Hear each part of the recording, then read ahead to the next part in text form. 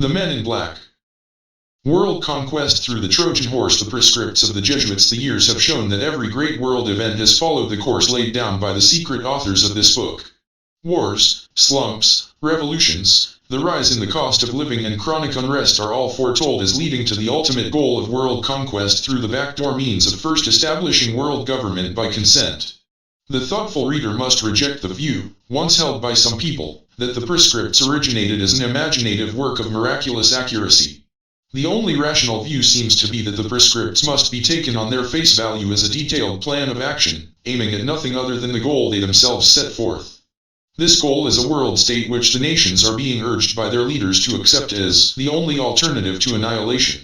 This is the choice which our politicians are offering us today.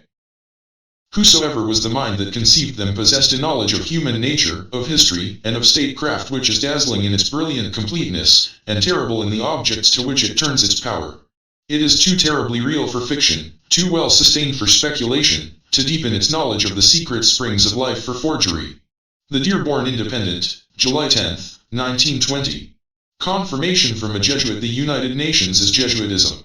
It is the super-government mentioned many times in the prescripts of the senior Jesuits, promulgated between 1897 and 1905.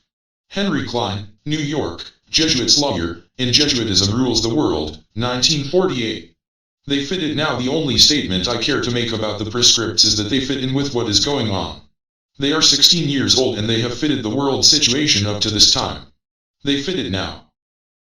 Henry Ford in the New York World, February 17, 1921. In the desires of a terrible and formidable sect, you have only reached the first stages of the plans it has formed for that general revolution which is to overthrow all thrones, all altars, annihilate all property, efface all law, and end by dissolving all society.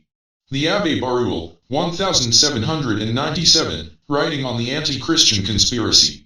Unless Bolshevism is nipped in the bud immediately, it is bound to spread in one form or another all over Europe and the whole world, as it is organized and worked by Jesuits who have no nationality and whose object is to destroy for their own ends the existing order of things.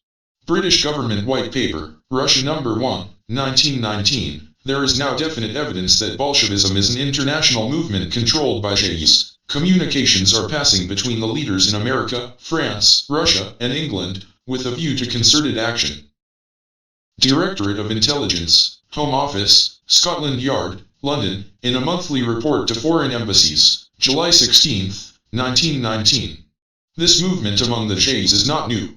From the days of Spartacus Weishaupt to those of Karl Marx, and down to Trotsky, Russia, Bela Kun, Hungary, Rosa Luxemburg, Germany, and Emma Goldman, United States. This worldwide conspiracy for the overthrow of civilization and for the reconstruction of society on the basis of arrested development, of envious malevolence, and impossible equality, has been steadily growing.